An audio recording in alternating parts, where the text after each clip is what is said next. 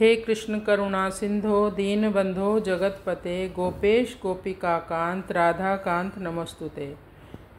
श्री श्री राधा माधव की जय। श्रीमद् भगवद गीता की जय। श्रीमद् भगवद गीता का अध्याय 5 और श्लोक संख्या 12 का अभी हम पाठ करेंगे, जिसमें भगवान ने कहा कर्ता भाव और भोक्ता भाव ही बंधन का कारण है। युक्ता कर्म फलम त्यक्त्वा शांतिम आपनोति नैष्ठिकीम अयुक्त काम कारेण फले सक्तो निबध्यते। युक्त कर्म फलम त्यक्त्वा शांतिम आपनोति नैष्ठिकीम अयुक्त काम कारेण फले सक्तो निबध्यते। कर्मयोगी की मनोदशा मनोभाव और कैसे होते हैं भगवान यहाँ बता रहे हैं। युक्त कर्म फलम त्यक्त्वा, युक्त यानी जो व्यक्ति अपनी चेतना को भगवान से जोड़कर रखता है, जैसे योगी पुरुष होते हैं। कर्म फल त्यक्त्वा मतलब अपने कर्म फलों का त्याग करके, यानी जो भी हम कर्म करते हैं उसका कुछ ना कुछ तो हमें फल प्राप्त होता ही है। उस फल के प्रति आसक्ति ना रख के, यानी अपने सुख की इच्छा ना रख के, बल्कि उस फल को भगवान की सेवा में लगाना या भगवदीय कार्यों में लगाना।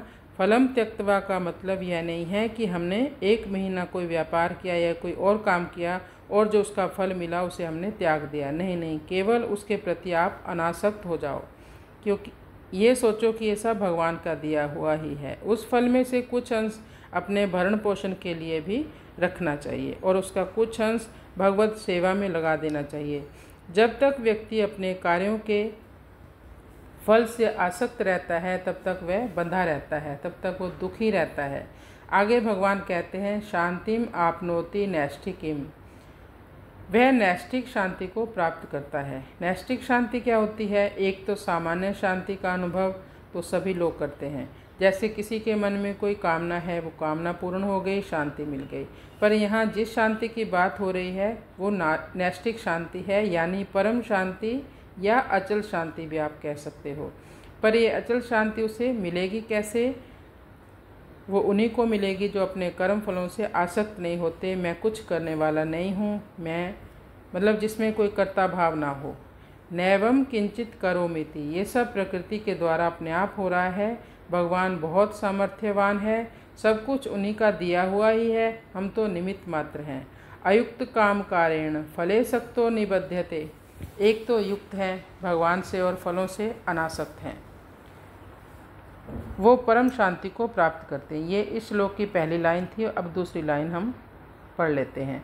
लेकिन जो व्यक्ति युक्त नहीं है, मतलब भगवान से जुड़ा हुआ नहीं है, अयुक्तो काम कारेण, जो भी कार्य करता है अपने को कारण समझता है, मैंने किया इस भावना के कारण फले सक्तो निबध्यते, फल से आसक्ति होने के कारण बंध जाता है।